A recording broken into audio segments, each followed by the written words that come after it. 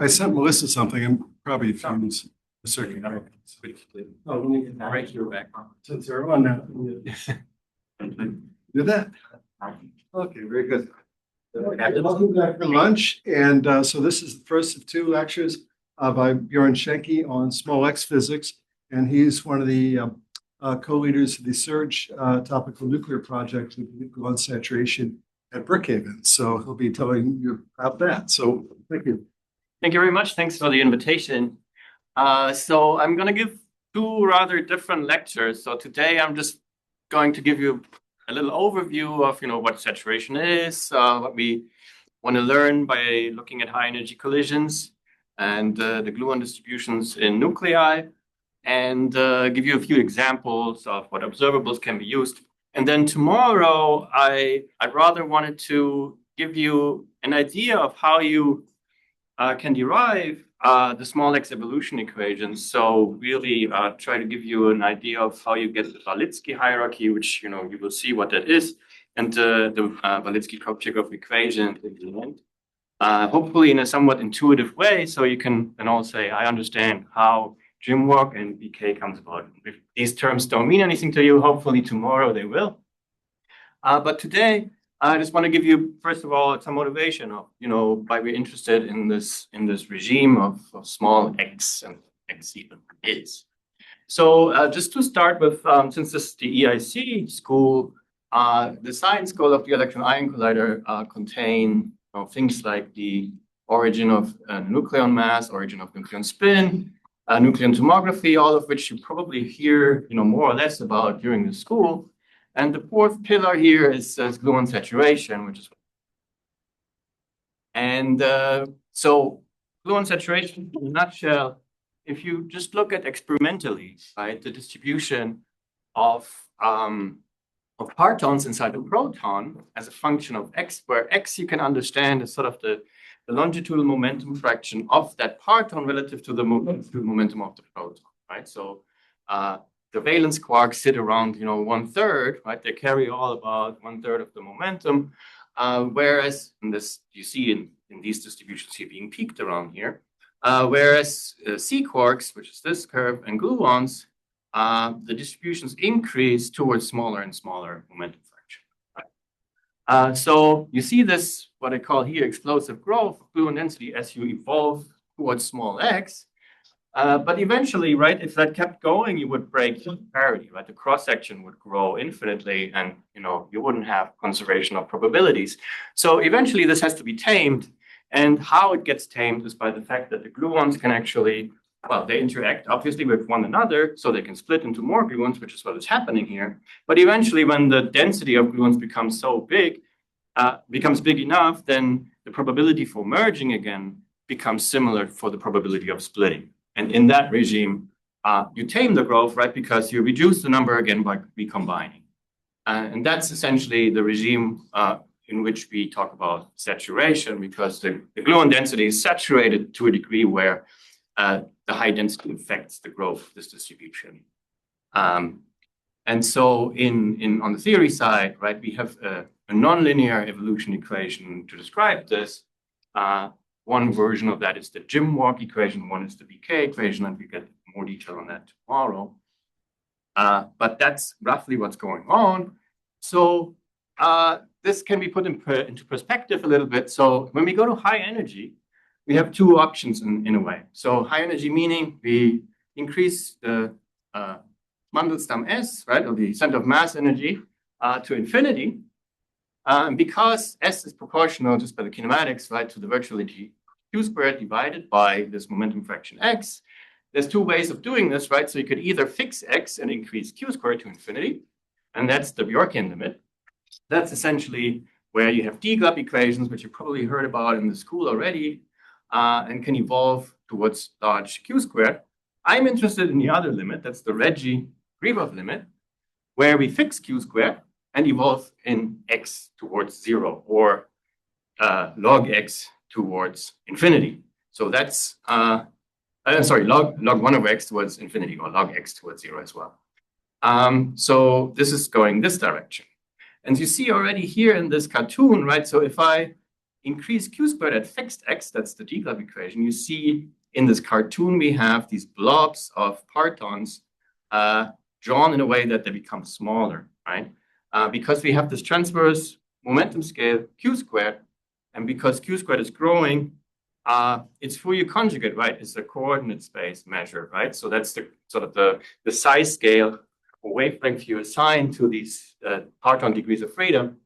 And so because they become smaller, right, they don't overlap in coordinate space. And so we don't really see like something equivalent to saturation in this direction. But when we look at this direction, because q squared is fixed, this length scale is also fixed. And we get more and more particles or more and more gluons, right, because of the gluon splittings that are happening. But the size scale associated with each of them doesn't change. So eventually they must overlap, right? And that's another way to sort of visualize how saturation happens. So once these overlap enough, that's equivalent to what I said earlier. The density is so high that the probability for merging becomes comparable to that for splitting, then they're in the saturation regime. So these gluons overlap. I said this, and the maximal occupation number scales about like 1 over alpha s, the strong coupling constant. And this bound is saturated for gluons with momenta that are smaller than or equal to sort of this scale, which is called the saturation scale. And I will come to how that's really more rigorously defined in a few slides as well. Also, if you have any questions, please ask me. Or if something doesn't make any sense, stop me. Okay. Yeah. So yes, perfect. Something doesn't make sense. I was just wondering why the maximum occupation number is 1 over alpha s. Right. So essentially, what happens is that the coupling or the probability for or the amplitude for emitting a gluon, right, goes like G, right? And if the gluon density or the gluon field itself, so the gluon density goes like A squared, A being the gluon field, right? The gluon field, if that goes like G, if that goes like 1 over G, right? Then each insertion of a gluon, which goes like G times A, right, goes to order 1. So you have a G from the vertex, and you have a density of the emitting thing like 1 over G, right? So in that case, your gluon field goes like 1 over G. So gluon field squared, which is the density of gluons, goes like 1 over alpha s. So roughly, basically, that's saying like in the regime where you have to resum all these gluon emissions, right, where each insertion of a gluon comes with a coupling G, but then that's compensated by the high density of 1 over G of the gluon fields, then you're in this regime, right? This will become clear also in a couple of slides, but this is roughly the idea. Does that make sense? So that's sort of the regime where this all sets in, and then in that regime, you've just reached sort of where the gluon density is 1 over alpha s. So this is just an illustration of a boosted proton, for example, right? So proton, you start with 3 valence quarks, and then you increase the energy, so you have these gluon splitting. And basically what this sort of is supposed to illustrate is if I probe the gluon, if I probe the proton at a certain scale, right?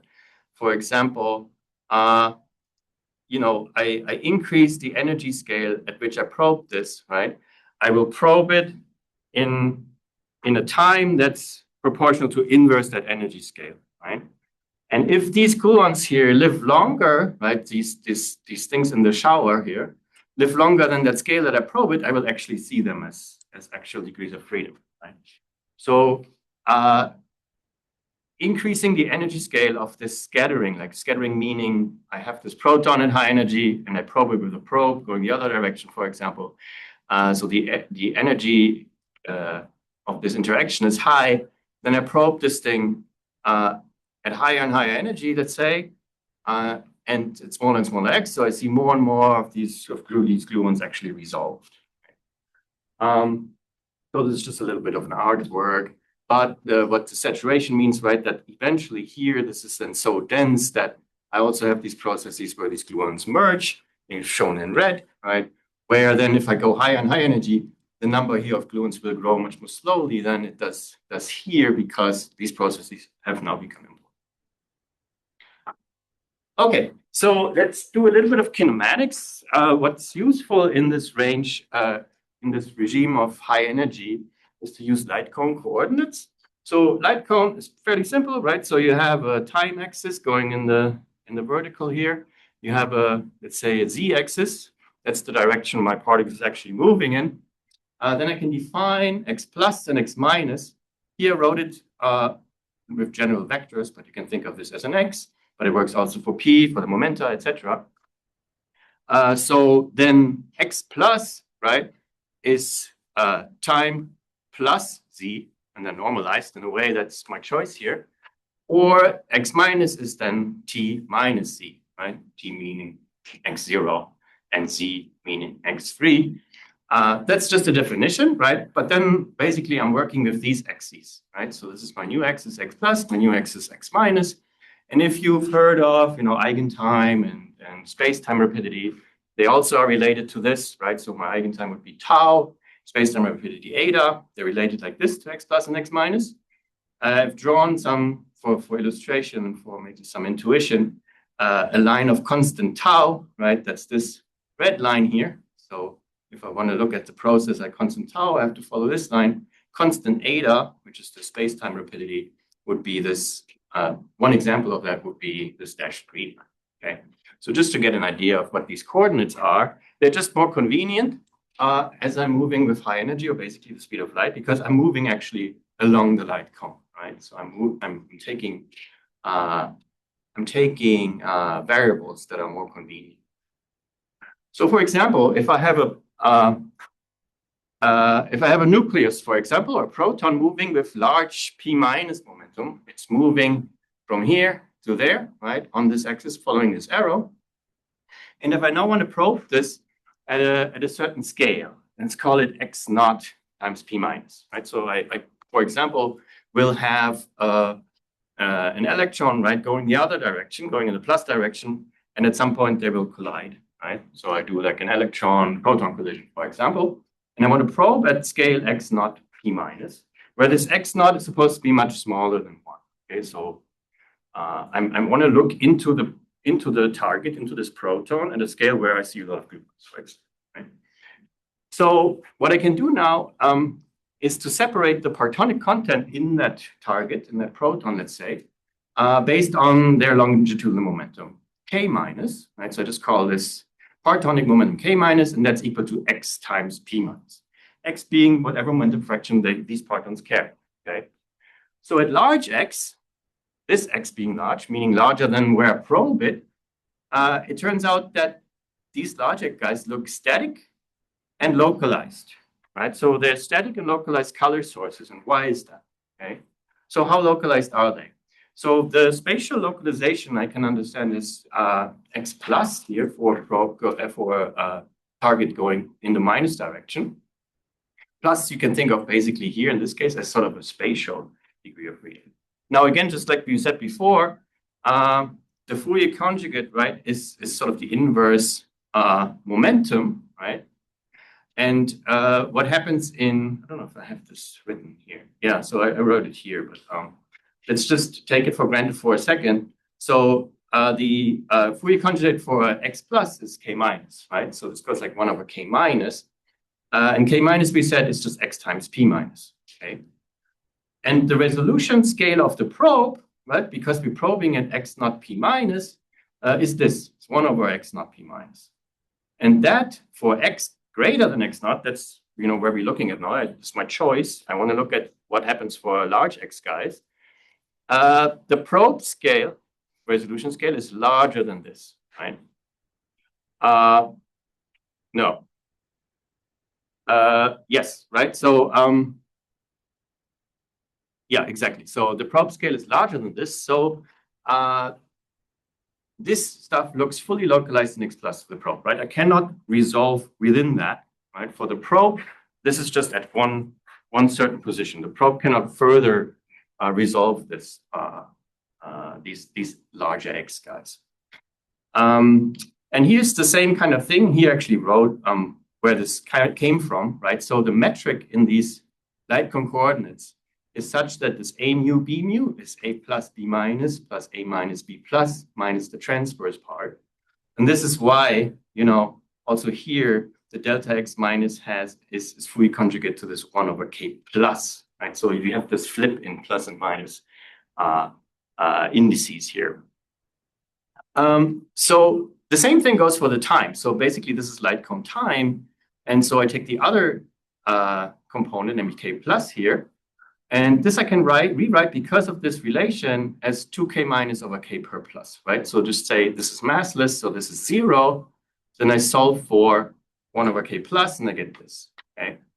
And k minus is, again, this x times p minus, right? P minus was the proton momentum, and k minus is the parton momentum. And now the question is, what's the time scale of the probe, right? Because the probe probes at x naught p minus, this is the time scale of the probe. And because x is larger than x naught, this here, up here, right, this delta x minus, is larger than the probe's measurement, right? So again, because this changes on a time scale much longer than the probe's time scale, this looks static, right? The probe cannot resolve changes in whatever happens at that x value. So to sum that up, if I'm looking at large x relative to the where I probe the proton, the larger x guys look localized in space in the longitudinal direction, and they are static in time. Okay, so I can describe them sort of as static color sources. And then everything that is x smaller than the x of the probe, right, I would have to treat dynamic, right? So this is the separation of scale that I have at these large energies. So let's include that as well. So first of all, I have these color sources now that are static and localized, and they are at large x. So I can basically describe what they're doing by defining a color current that's going here in this case in the minus direction, because I have the thing move into the negative z direction. And they depend only on the transverse position, right? So there's some distribution in transverse space, right? If I look at my proton. And they depend on Z plus, but not on Z minus, okay? And then A is the color index, right? So there can be for gluons, there's then NC squared minus 1, so 8 different colors. And yeah, as I said, this is only going in the minus direction. So this is the color current of these large x degrees of freedom. Now, basically now I can compute the gluon fields, which are going to end up being my small x degrees of freedom. And this is just like basically electrodynamics, right? So you have a Maxwell equation, right? It's like d mu f mu equals the external current J nu. I wrote this here with these brackets to indicate that actually we're having color currents, right? So we have to have a commutator here for the color degrees of freedom. But basically, it's like the Maxwell equations, and this is called the Young-Mills equations for a non-abelian, so non-commuting field theory. Is there a question? Yeah, I'm just curious, why does rho depend on Z plus if we said that to a certain approximation, the sources are localized in the plus direction? Yeah, it's going to be a delta function basically in Z plus. Yeah.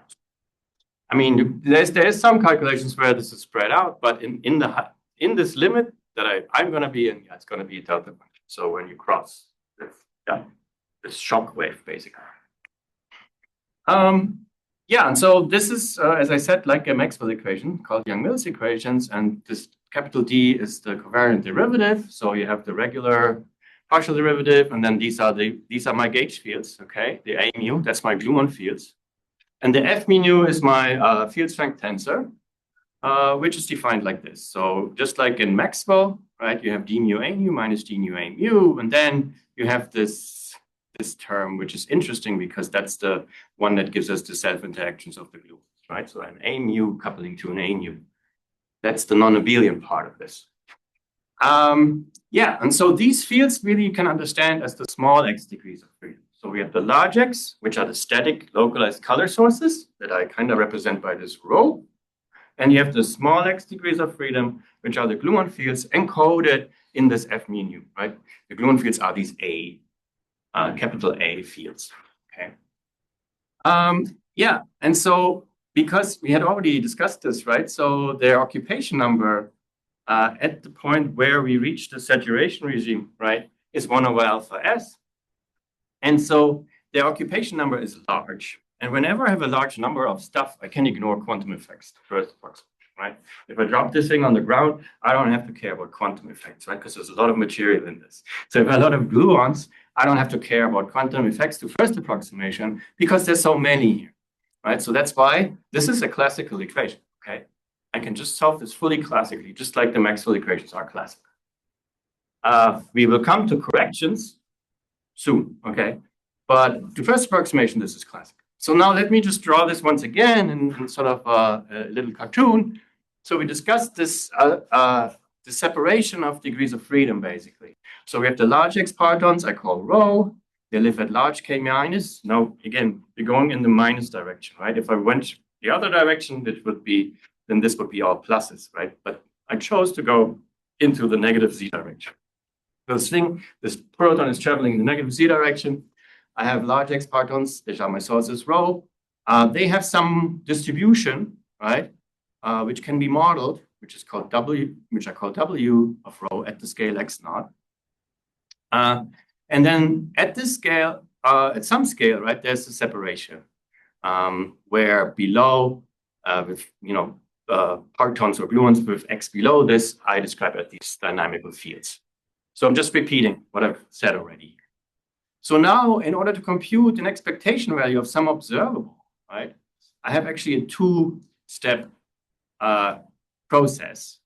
I would first compute the quantum expectation value, or a path integral, of this rho for a certain configuration of sources drawn from this probability distribution for the sources. So I first sample my static color sources, I have a certain configuration of them, and then I have to average over all, and then I compute the gluon fields, right? And then I have to do this many, many times, right? Then I sample all of these different possibilities of the rows, or many of them, right, and average again. So I have these two scales, right? So I first draw this one configuration of rows and compute the expectation value. And then I do this again and again and average over all the configurations of row that I sample. And so this is similar to what you do in spin glasses, where you have sort of the same situation where you have two time scales, one slow and one fast. And this is where the name glass comes from, and I haven't said it yet, the color glass condensate. So this is a glass because of this situation. And here I had these red text, which I mentioned briefly, but didn't go into detail. This is where the color in color glass condensate comes from, namely the fact that, we have colored fields, obviously. And condensate comes from the fact that we kind of have this scaling where we have this large occupation number, like in the condensate. So this explains why this was named color glass condensate, which is sort of this whole theory that describes the distribution of gluons here. And again, when X is smaller than X naught, the path integral is dominated by the classical solution, and we are done, okay? However, for even smaller X, so if it's smaller or close, right? And for even smaller effects, however, we also need to think of quantum corrections. Now, before we get there, so what is this weight functional, okay? This we don't really know, right? Usually one models this. You can think of, this is the distribution of color charges in a nucleus. If the nucleus is large enough, and you have many, many of those, but eventually you would think, well, this should follow a Gaussian distribution, right? It's just a law of large numbers. And that's what McLaren and Venugopalan thought. So they just said, well, in a large nucleus, all the correlations of all these rho A's are Gaussian. So this W should look like a Gaussian. So it looks like e to the minus, and then you have this rho A, and then divided by some width, right, of that Gaussian. Yes? I just had a question about the last point on the previous slide about the smallest X. Is that just like considering the effect of recombination. Yeah, so if you go to, so if you like close to this x naught, say, which is some choice, right? So it's actually not clear what that x naught should be, then you're done. But yeah, if you want to evolve towards smaller x, right, as I said before, you will have additional gluons radiated, right, in an interval of rapidity, or 1/x, right? So, and because the emission for a gluon is actually enhanced, right? So the phase space for that goes like also goes like 1/x, right? So you get potentially a large contribution for these emissions. I will come to that more next time, but essentially, then you have to do the small x evolution. You said recombination, that's part of it, but also the splittings, right? So you have more splittings. So your distribution function of gluons will increase as you go to smaller x, first very quickly, and eventually when it becomes dense enough, recombination will kick in, and your evolution equations should also take care of that, right? So both splittings and recombination are taken care of, and the fact that you actually have to resum emissions of these slow or small x gluons, right? That you're adding in each step of evolution. Does that answer your question? Yeah. So I guess our probe scale doesn't necessarily define where we start really caring about the nonlinear evolution. Right. So you should start in a regime where that's not really so important. I mean, it will be there, but it's like DGLAB, right? Where you start with some prescription for your distribution function, and then this only tells you, then the evolution equation will only tell you how things change as you go evolving in that scale. So basically what the evolution will do, and I think I have a slide on that, but basically you go from this to a somewhat smaller scale, right? You move to the left here, and whatever fields are in between here and the new scale, right? You resum into the sources again, right? So because if you emit a gluon, it itself can now emit gluons, right? So it becomes one of the sources. So, and if you have sort of strict ordering of these scales, right, so that you're emitting smaller and smaller x gluons, right, then you have this enhancement because you always have this 1/x term in there. And so you have to resum all these, and that's what these evolution equations will do, right? So it's basically going to next to leading logarithmic order, right? So, or rather, no, sorry, that's not true. It's going to leading logarithmic order. So this is leading order. And then including these effects is called leading logarithmic order. Logarithmic because these emissions, you only take emissions that are enhanced by these large logarithms. Will hopefully become clearer when I go through that tomorrow when we're really dealing with this evolution. Okay. But how to start? We have to model, as I said, right? And one simple way to model it is by just doing a Gaussian when we have a large nucleus, right? Because you have lots of stuff. So this lambda, which was this width here, which depends on x plus, is related to the transverse color charge density distribution of the nucleus. So I call that mu. So just integrating this lambda of x plus over x plus, basically over the transverse direction, right? That should be equal to the number of charges, right, per this transverse area, right? So you can think of this as saying, well, the color charge squared of a quark is g squared ta, so that's just g squared cf, right? And then in a nucleus, we have a times nc of that. So we have 3 in each nucleon, and we have a nucleons. So this numerator gives us the charge, and this is just the area, right? So this is charge per area, and then this is normalized by the number of color per degree of freedom. We have 8 different degrees of freedom for the gluons, right? So we divide by this. Now you just do some algebra, right? This is like g squared a over 2 pi r a squared. That's what you get out.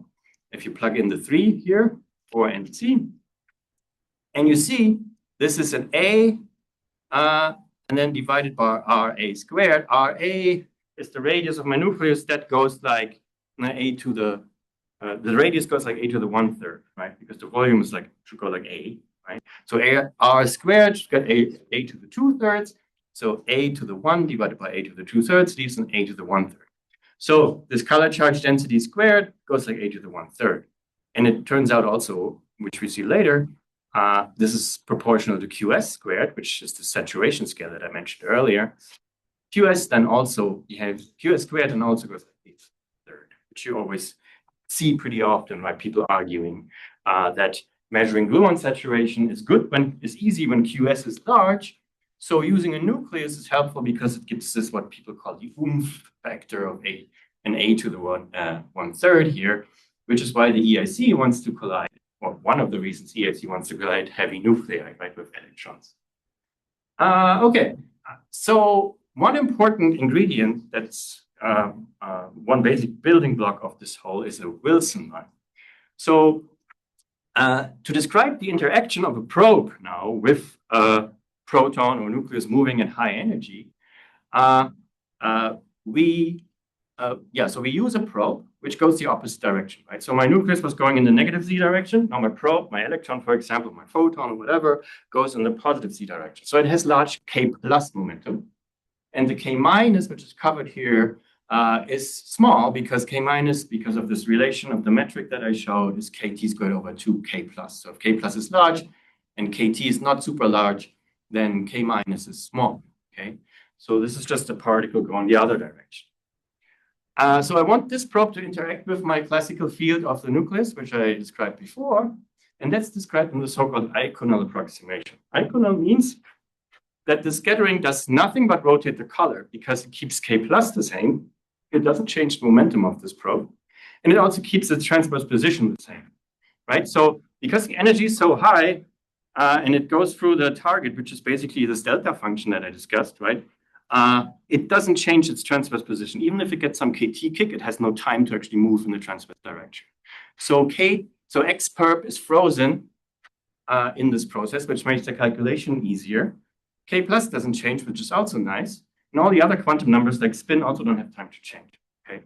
So all that changes is the color. And how does the color change? Well, it's rotated by the classical gluon fields that I have in my target. So for example, if I have a quark, that's indicated by this line with the arrow, right? Moving to the right, and I have my target moving to the left. This interaction between them is described or is indicated here by this red box. And that's what I call my shock wave, right? And this is sort of an effective vertex. And what this effective vertex does is basically resumming all these possible gluon exchanges that I have. And we discussed this earlier because of your question, right? So each gluon insertion here comes with a G as well. But each gluon also, has its occupation number, right? I mean, we have the high occupation number, which goes like, in this case, it's not the occupation number yet, but it's the square root of it, if you will, because it's just the amplitude. It goes like A plus. And so because A plus is 1 over G, each insertion comes with an order 1, right? So if I want to do perturbation theory, I cannot just ignore that having 2 of them is basically at the same or enters at the same order as having 1 of them and so on. So I have to resum them to the nth power essentially, right? And that's done by this path integral that I wrote here. So basically the Wilson line, which is what this V is, and is indicated basically by this interaction here of the quark with the target, can be written as sort of this exponential, right? And this integral over all these gluon interactions. So for example, if you were to do a Taylor expansion of this exponential, right? Then you will have first no interaction, and then you have one gluon, then you have 2 gluons, and and so on, the sum of all of those, right? So resumming all the possible number of gluon exchanges, and this is absorbed into an exponential here. And that's exponential is path ordered, right? So I have to go along the path that I'm going through there. So this is described by this integral over the plus direction, and it comes with the gluon field, and the generator here, insertion, right? Taking care of the color, and that object, right, describes how my probe will be rotated in color. So each of the gluon exchanges will change my color, right? Some overall possible combinations and go to infinity, right? So this n also goes to infinity, and that's how the interaction with this dense target is described. Okay. Any questions on that? No. Okay. So yeah, path ordering I mentioned, and this CS region, right? So this can also be done for gluon scattering. So if instead of a quark coming in, right, I have a gluon coming in, I can also write this. And then the only thing that changes basically is that I now have an adjoint generator here. Quark I already wrote down. And so these Wilson lines are the building blocks of this color glass concept, of this theory, effective theory of describing, interactions in this high energy limit. And at the ASE, for example, cross sections will be calculated as convolutions of Wilson line correlators with some perturbatively calculable process dependent factors. I showed some pictures of what that means, but basically, I can compute any cross section, any process in this limit by invoking these Wilson lines and correlators of those and traces over color of those, depending on how the process actually goes and what constraints I set on the process. In heavy ion collisions, actually, one can also use this. So you can compute particle production by determining from the Wilson lines that are incoming, I can determine Wilson lines that are outgoing after the collision. And this distribution of Wilson lines then can give me the energy density that I should create in a heavy ion collision. So it's actually quite flexible. So the IP Glasma model, for example, uses that to describe heavy ion collision initial conditions. But for example, a process that you could have, for example, at the EIC is an exclusive process. Exclusive meaning I only produce one thing, like in this case, a vector meson, like the J side. It's basically a vector meson made out of the C bar, charm quark, and anti-charm quark. So the process goes like this. I have an electron coming in. Let's say this is my probe moving to the right. And at high energy in this limit that we're interested in, the leading term of this interactions can be described by the electron emitting a virtual photon, which then splits into a quark-antiquark pair. Because this is only gluons in my limit, right? I ignore all the quarks. So the photon cannot directly interact with anything in here because it's only gluon, they're not electrically charged. So the leading term for any interaction here has to come from creating something that is not that has some color charge, right? Namely a quark and an antiquark. If they are far enough apart, I can actually see their individual color and they can interact with this. Okay. If they are right on top of each other, they won't interact. You'll see that actually in the cross section or dipole that I show.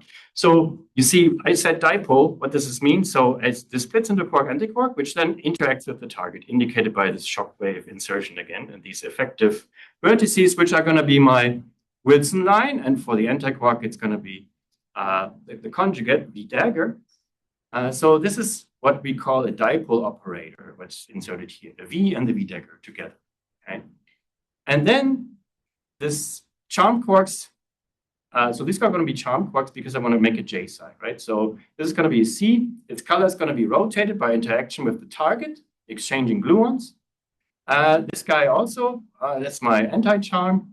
Color going to be rotated, interaction with the target. However, right, I have to exchange at least two gluons because this has to still remain a singlet, right? Because I want to form a J sign. So that's specific to this process. But yeah, so I have a charm quark coming out, anti-charm coming out, they form a J side, and that's my process. Okay, and there's some transverse momentum transfer from the nucleus also transferred in this interaction. I come to this process a little bit later as well. So now there's also other ones. Just let me give you some examples. For example, hadron production in proton nucleus collisions, you can describe in a similar way. You have a proton coming in, one of the quarks hits my nucleus, right? Exchanges a gluon, and then I produce a hadron and something else, right? So this is a single inclusive hadron production. And to compute this, then this is just the amplitude, right? I would then have to compute a complex conjugate amplitude where I have an antiquark essentially, right? In a complex conjugate. And again, I have a dipole appearing, right? A V from here and a V dagger from the complex conjugate amplitude. And also inclusive EA scattering, right? So I have a photon coming in that came from the electron. I have this thing split, and then I just take the forward, imaginary part of the forward scattering amplitude, right? That's my inclusive scattering, right? That's the total cross. Again, you see, there you have a dipole. So meaning a VV dagger correlating. And I mentioned that we can do this in the heavy ion collisions. So what's this dipole to look at more closely, right? So I already said, if you have something like this, you have a V insertion here because you have a quark coming in whose color is rotated by the Wilson line and the interaction with the target. And I have a V dagger from the antiquark. This one will be at, let's look at this in coordinate space, right? So I have this at position X and this at position Y. The distance between those is going to be r x minus y, okay?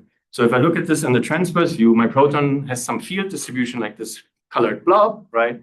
My dipole will go through that at some fixed 2 positions, okay? And that this difference between a position I call r. That's my dipole size, r, okay? Just as an aside, this is not one event that we measure, right? Where they're in one certain position, because we're measuring stuff in momentum space. We're looking at the detector, we're seeing particles coming out with certain momenta. So to get that, we actually have a lot of Fourier transforms involved, right? So, or one at least, because we have to go from this coordinate space to momentum space. So in fact, you average over all the possible combinations of positions of quark and antiquark hitting that color field to get to momentum space and have one event with one specific moment, right? That's essentially just uncertainty relation, right? You have to integrate over the things you don't see in coordinate space to get the fixed momenta outcome in a given event that you can measure experimentally.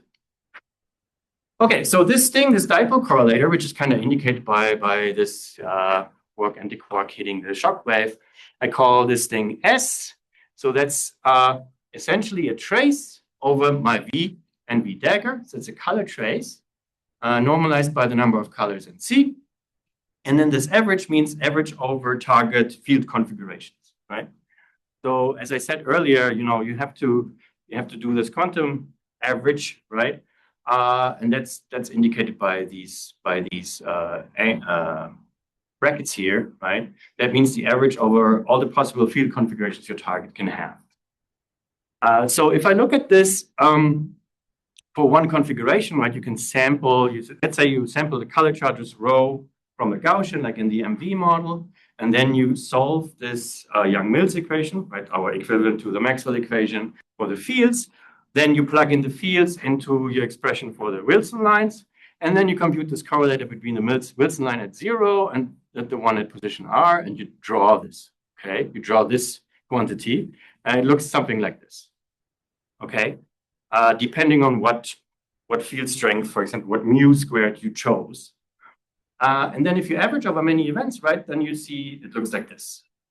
And this is telling you, well, on the one hand, you already see it here, but here you see clearly the correlation length, right? So these things are correlated, right? This is a correlator. They're correlated over some range in space, right? And then where it's green, they're no longer correlated. So this correlator has a certain correlation. And that's actually related to my QS that I mentioned, my saturation scale. So if I plot now something called N, which is just 1 minus S, okay? So if you just plotted S, you just have to flip this around. So now 1 minus S is where it's basically full correlation is then at 0, right? And S was 1.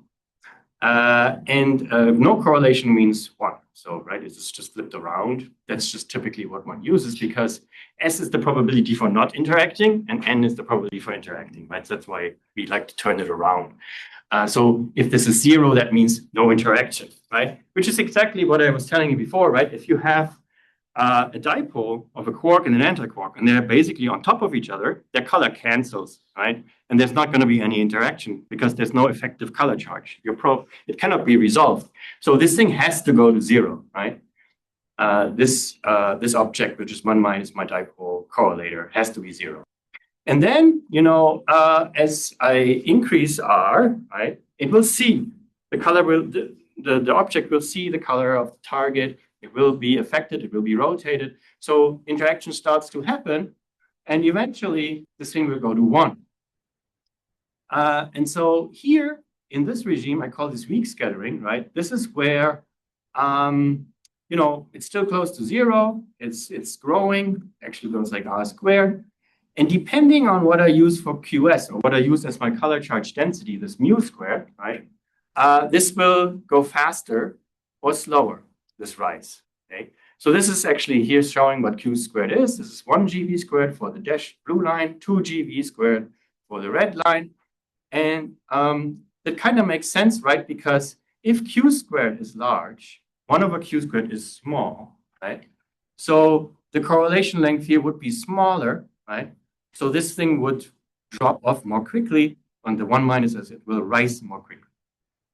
And you also see in this plot that saturation is happening, right? Because this is this object, right? This can only go to 0, so this can only go to 1.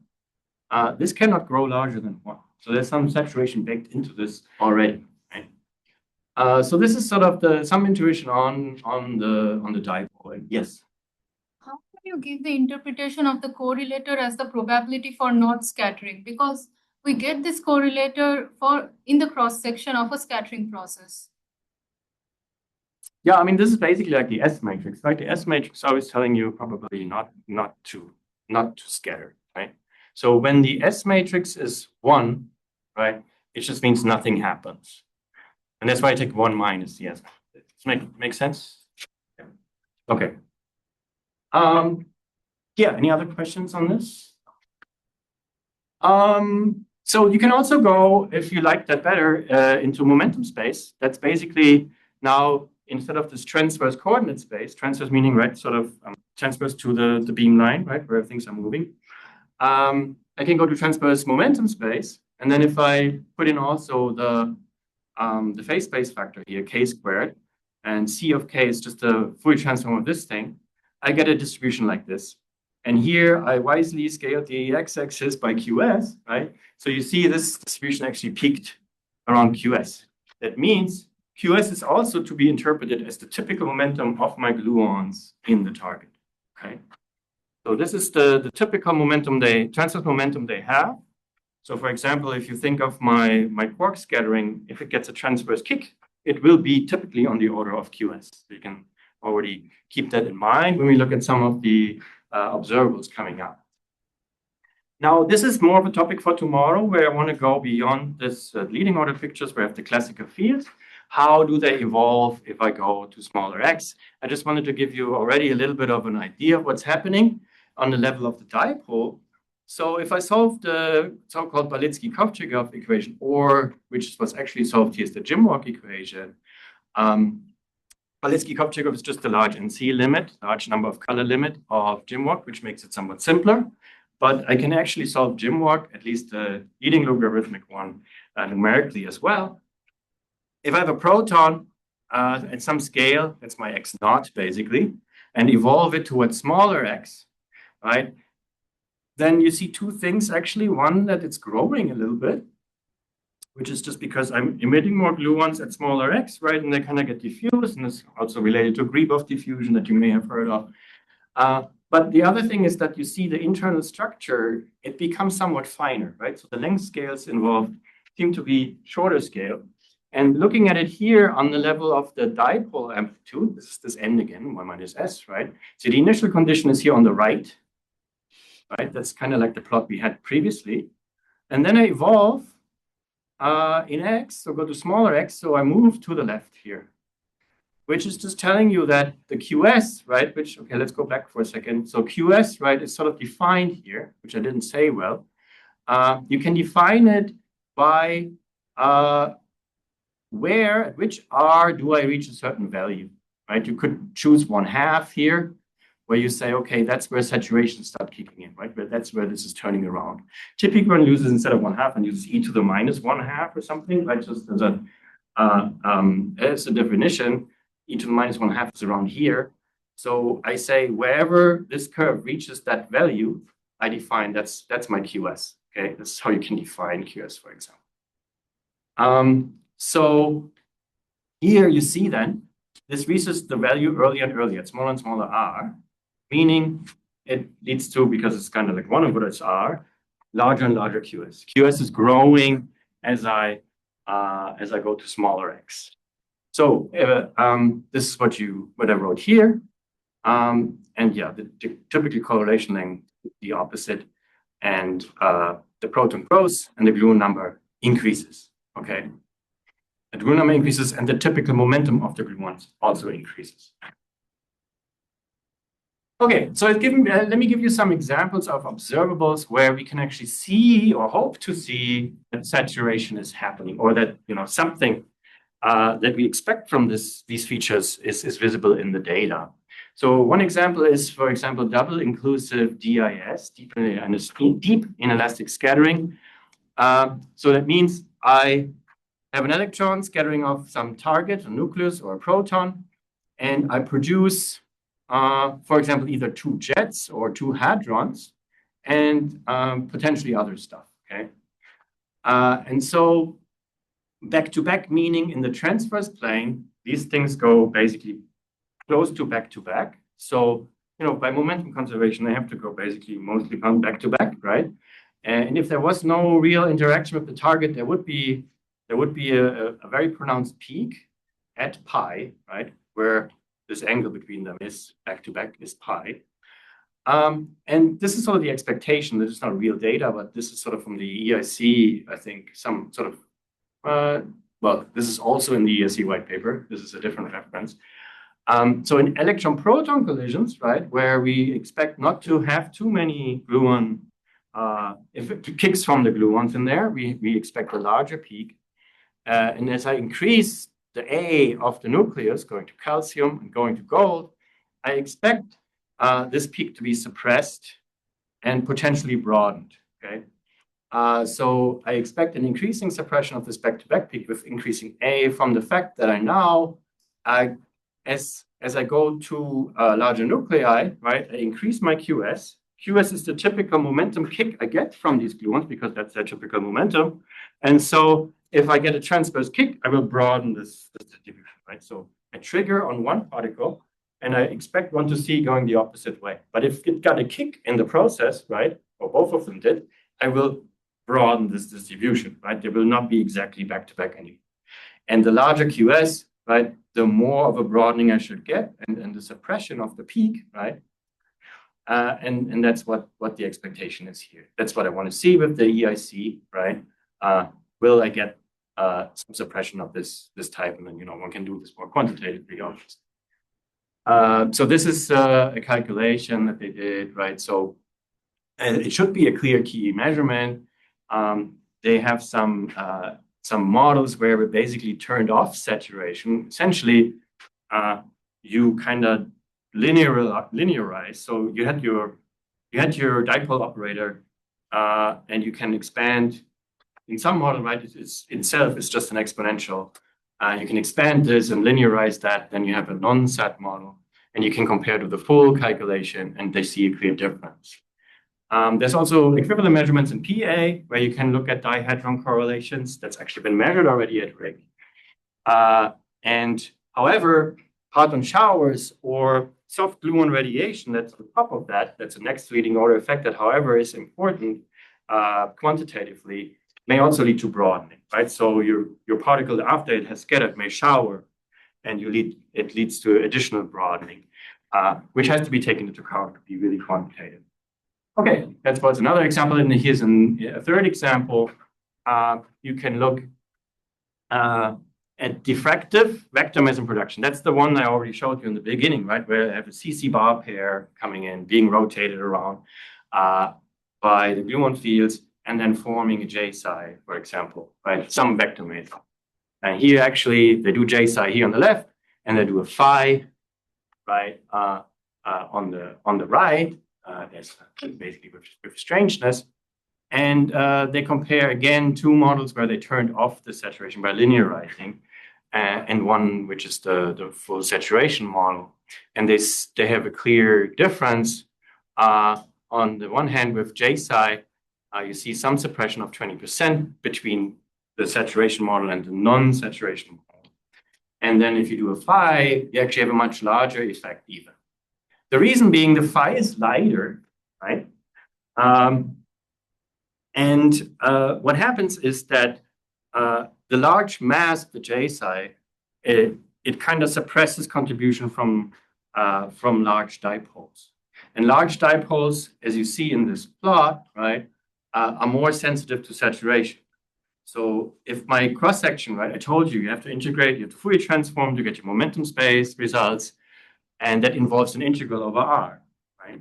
But if you have a mass scale in the system, it will basically naturally, by the wave function of that object, cut off at some R, and some R, and that's dictated by 1 over that mass.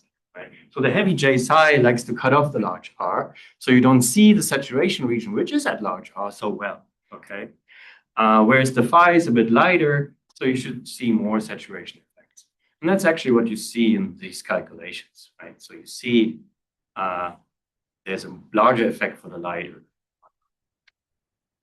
Okay, let me come back to a little bit more detail on the diffractive vector meson production because I like it so much. So there's 2 types.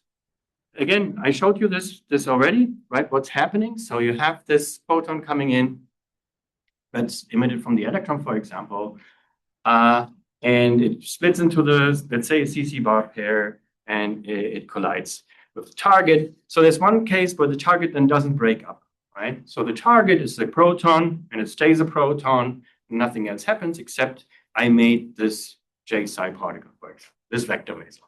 And that's the case where I have coherent, so-called coherent diffraction, where the target stays intact.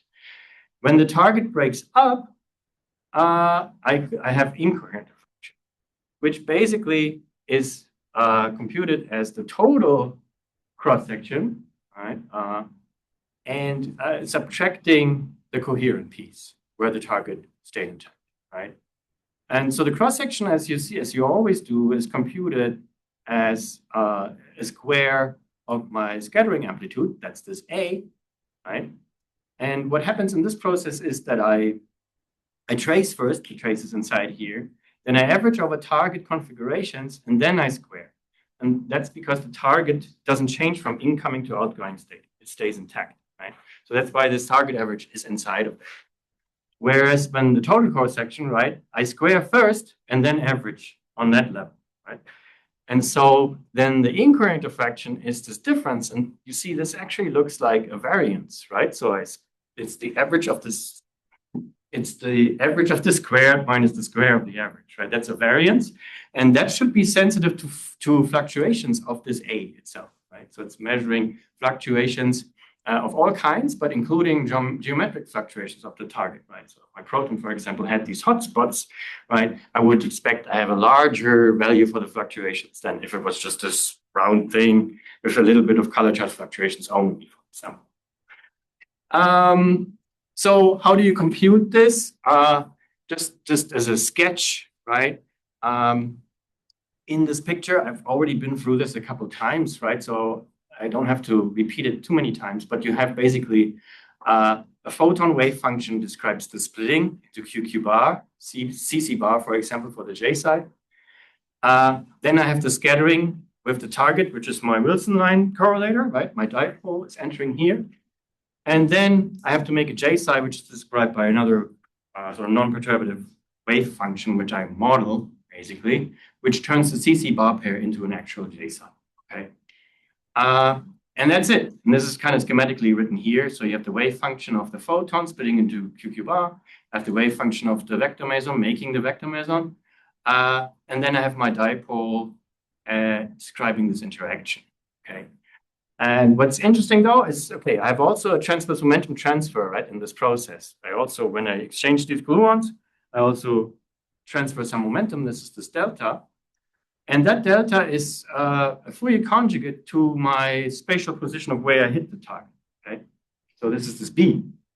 So this means actually that I will be sensitive to the transverse momentum, the transverse spatial distribution of the target, right, of the color charge distributions in the target. Which is a nice thing about this process because I'm actually directly sensitive to this B if I basically measure this differentially in this delta, or usually what we measure is T, which is minus delta squared. It's just a Mandelstam variable. Same concept. If I Fourier transform that, right, in principle, I should get the spatial distribution of the target. One more thing, because so let me first say, okay, the Wilson lines here that are entering this N that appears, I compute them the same way I discussed a couple of times, right? So you're sampling color charges.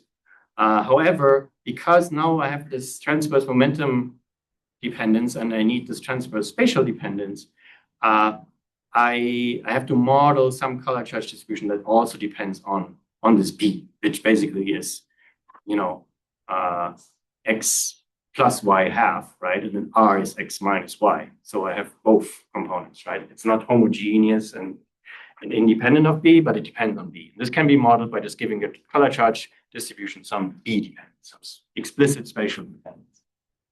And so this n looks like this, right? It depends on both x minus y and x plus y, and this x is my longitudinal momentum fraction x.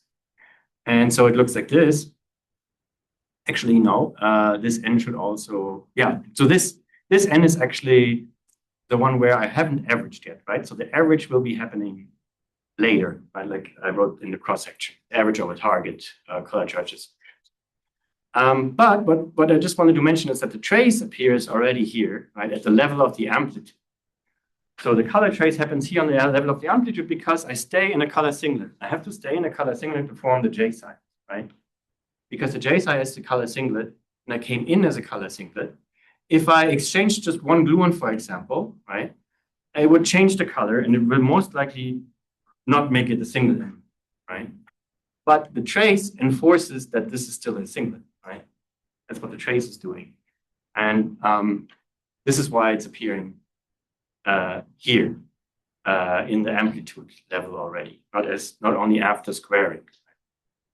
The amplitude has to be modeled in some way, however, right? So either I have to make a model for the Wilson lines and actually compute them and Jim-Walk evolve them and all that. I can do that. Alternatively, I can just use a certain model. This is the so-called impact parameter dependent saturation model, for example. And there I just sort of parameterize this dipole amplitude. It has to have some form like this, 1 minus an exponential. What's in the exponential here is, it could be just R squared times QS squared. But this model is a little bit more fancy. So it has the gluon distribution. And importantly, it also has, so this has the X dependence and it has actually some D-club evolution. That's the mu dependence. I don't want to go into all this, but it also has, importantly, the spatial B dependence, right? Which is needed so that I can actually get, well, any meaningful results for my transverse momentum dependence. So just to summarize what the features are, so it's an exponential, right? So it's an iconized single gluon exchange. It's unitary, but the thing goes between 0 and 1, right? So that means there's saturation also baked into this. It goes like R squared at small r, which it should, right? Like you saw on these plots, right? Because if I Taylor expand this at small r, I get a 1. So that kills this one, and I get an R squared term. So that's how it goes at small r. This is the gluon density. It carries the X dependence, so the energy dependence. And as I already said, the mu is sort of a D-club dependence, taking care of the transverse momentum scale or the transverse spatial evolution, like here, the R in here. Okay, and the transverse geometry enters through this B. I said this already, and this has to be modeled as well. I could just assume a Gaussian proton shape. I'm almost done. So I could assume a Gaussian proton shape where the proton is just a Gaussian in space, right? A 2D Gaussian. That's one way. You could do an exponential, a Gaussian, or something else. Or I can also add a bit more structure, right? You could say, oh, maybe my gluons are clumped around some valence quarks because they were emitted from them. So maybe there's hotspots, maybe there's 3 hotspots because there were 3 valence quarks. It's just a model, right? So it's something to try. What happens if I have such a fluctuating gluon structure, right? So this is each hotspot, it's a Gaussian itself. I sum over all my hotspots, this is this, add them together, that gives my full the distribution of gluons of hotspot within a proton. Okay. Questions on that? That's just making a fluctuating proton essentially. And I do this because we saw with Heikki is there in the back, so you can ask him lots of questions later. Because actually this seems to be needed when we're looking at some data. So this is HERA data. It was a collider with EP collider at Daisy in Hamburg. They measured this process. Essentially, you shoot an electron onto a proton, and you look at exclusive J psi production, just a process that I've been through several times. And you look at the coherent cross-section, the one where the proton doesn't break up, that's the black points, solid points here, and the incoherent, which is the open circles here. So that's the data from H1, that's the experiment at Hera. And then we calculate this, okay? Within this whole model that I just described, or something similar, we actually do compute the Wilson lines and evolve them, but the concept is the same. A round proton looks something like this. It's not fully round because we have these additional color charge fluctuations. Like we sample these rows actually, like I said, from in this McLaren-Parlin model basically. And we have this spatial distribution that's roughly like this, but then some color charged fluctuations on top. The one where we sample hotspots, one representation is this. We of course have many, many different configurations. This is just one where the hotspots are aligned like this. And they're smaller blobs, right? 3 of them. These are the 2 models that we use. For the coherent, it doesn't make much of a difference because the coherent is basically measuring the average color charge distribution of my target, right? Because I already averaged on that amplitude level. So that should be about the same for the 2 models, which are the solid and the dashed lines. But when I look at the incoherent result, right? I have 2 curves. I have the solid line here and I have this dashed line here. They are basically an order of magnitude different. Right? And that dashed line is the one from the somewhat round proton. If this was completely round without any fluctuation, this line here would be at 0. Okay? But because I have some color charge fluctuation, this variance, right, which was my incoherent cross-section, is not fully 0. But to describe the data, you see I need additional fluctuations, which is provided by this hotspot geometric fluctuations. And that brings me back up.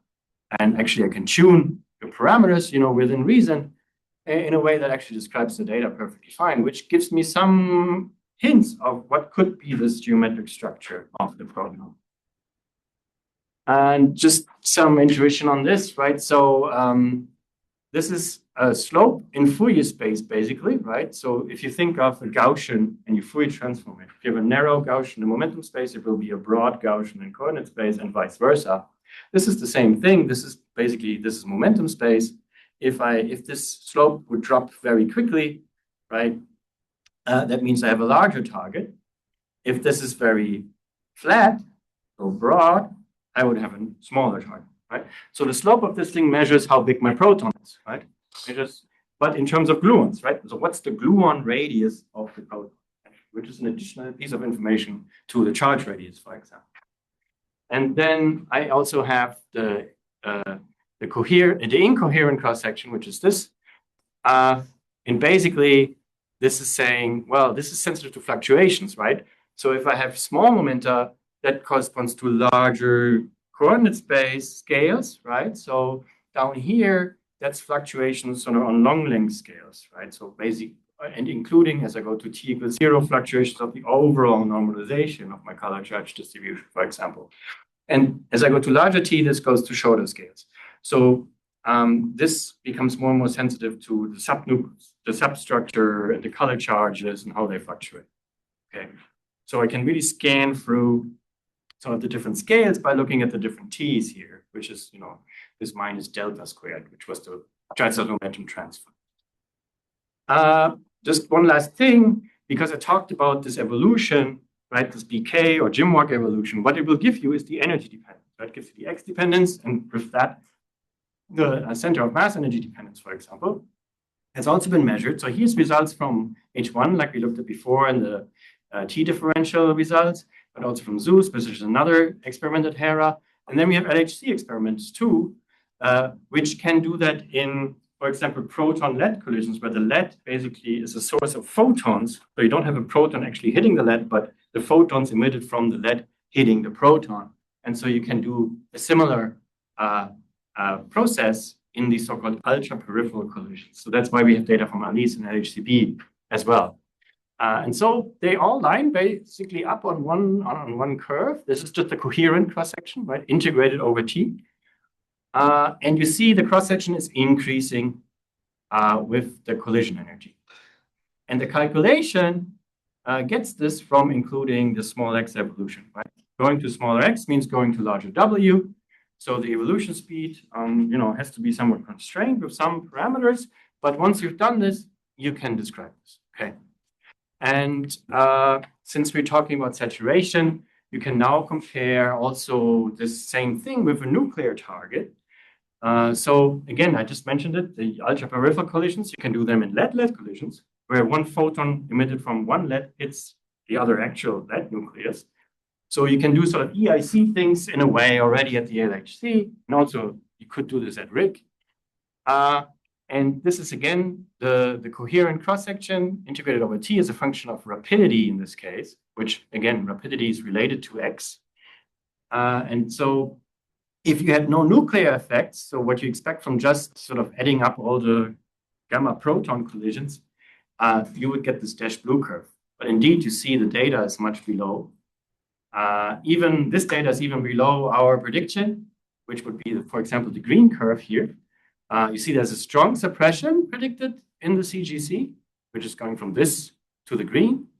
And the data is even below. But there may be some issue with the data, which they are looking into right now, because they may not fully identify which processes are actually exclusive JSI processes. They may underestimate. They have a veto, and the veto may be too strong, right? Then you suppress the measurement.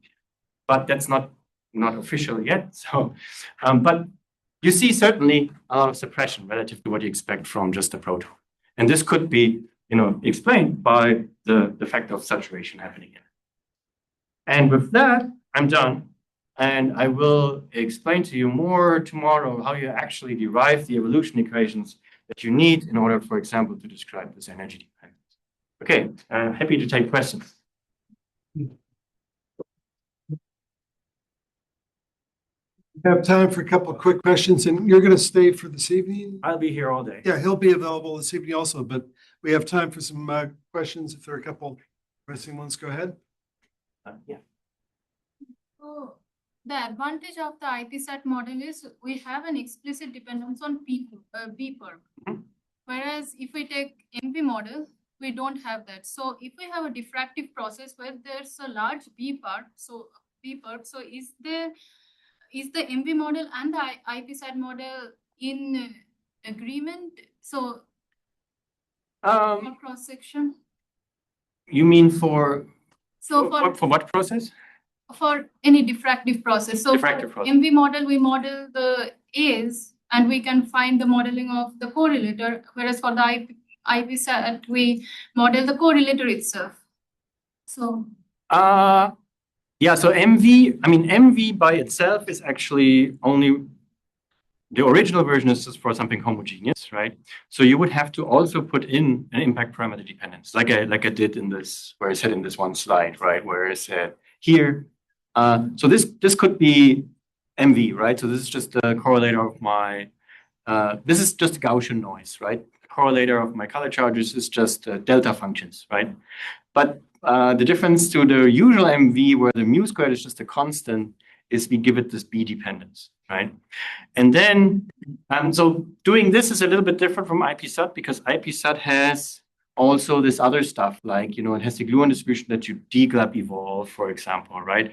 And so it has a little bit of a different structure. The MV would just be essentially, something like a mu squared here, right? And then multiplied by the same TB. So to say one is better than the other is difficult.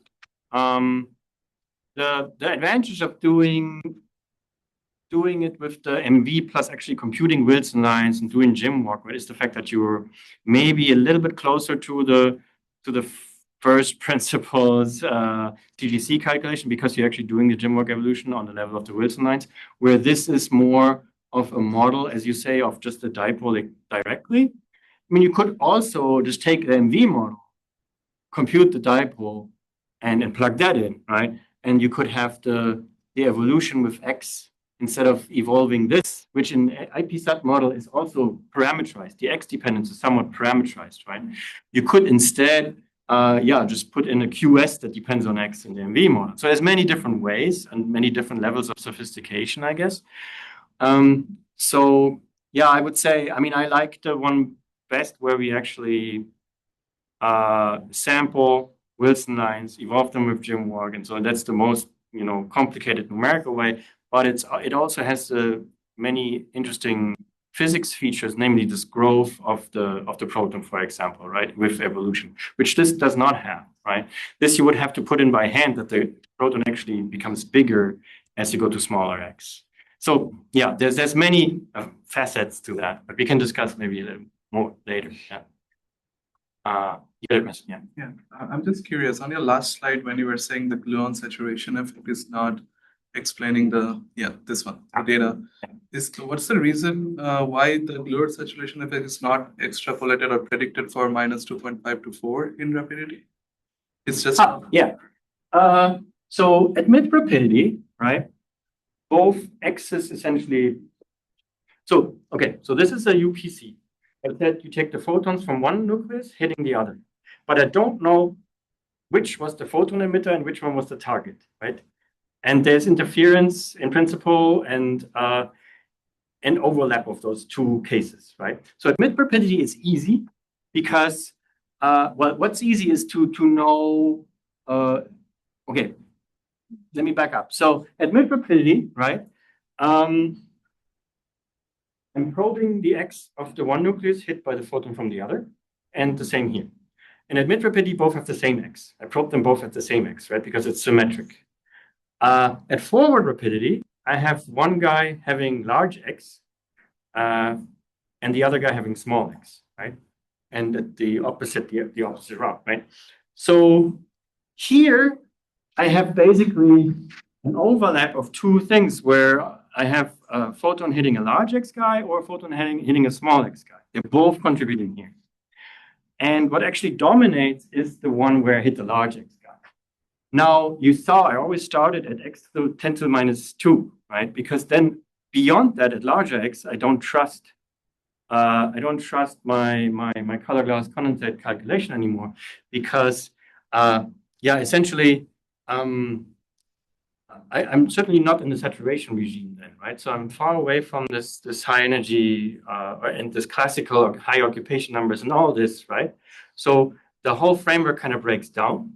And because, this is sort of happening at any large or very small rapidity, I have to stop here. Because of the large part that also contributes there. Yeah. So how do you tease out the gluon saturation effects from the shadowing effects? Yeah. If it's a long answer, we can save it for the evening discussion. Yeah, that would be a long answer. Yeah, so you see there are calculations, LTAs leading to shadowing, right? For example, they also get some effects like this. I think it will be sort of a question of, I would argue that these also include some sort of saturation, frankly, the way it's structured. But in the long run, right, to really say we see saturation versus not, I think we're going to need more than just like one observable like this. We want to get, you need all the systematics to work out, the dependence on W of different observables, etc. So I think there are clear qualitative and quantitative predictions that saturation picture can give, which I think you have to sort of in the big picture see in the data. So I think with just looking at this, I don't think we can prove that it's saturation versus shadowing, for example. Shadowing being really the original shadowing where one nucleon blocks the other one, right? Yeah. So it's a very, that's the question really, right? That we hope we will eventually be able to answer. But I think it requires, as I said, a broad spectrum of observables which you want to systematically describe. With A dependence, also an X dependence and all of it. So thank Bjoern again. Thank you. We'll go ahead and have a full coffee break. So we'll start at 3:15. And for the tutorials, there's no lecture. We just jump in. It's going to be a Python code base. They're on the web. So we'll be going through that, various PDF tricks and also some fragmentation functions. And also, if people didn't get a chance to load the Docker, if you want to do any Docker stuff from last time, I can do that. There are a few dependencies to load if you want to do, pions or fragmentation. I can show you that. So we'll do that at 3:15 and have a nice coffee break.